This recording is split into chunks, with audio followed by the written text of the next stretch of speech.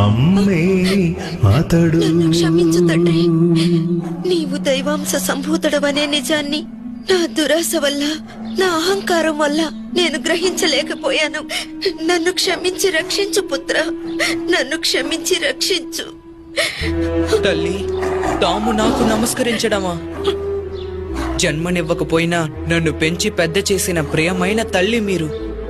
నా అవతార లక్ష్య సాధనకు నాకు సహాయం చేసిన వారు. ఇటువంటి సందర్భం కోసం నన్ను 12 సంవత్సరాలు పెంచిన మీ ప్రేమకి, ఆప్యాయతకి నేను ఏ విధంగా రుణం తీర్చుకోగలను? నాకు జీవితాన్నిచ్చిన దేవత కదా మీరు.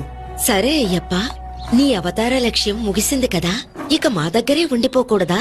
లేదమ్మా, ఈ అవతారంలో నేను నెరవేర్చవలసిన కర్తవ్యం ఇంకొకటి కూడా ఉన్నది. అది కలియుగంలో ప్రజల్ని సన్మార్గంలో నడిపించవలసిన ముఖ్య కర్తవ్యం.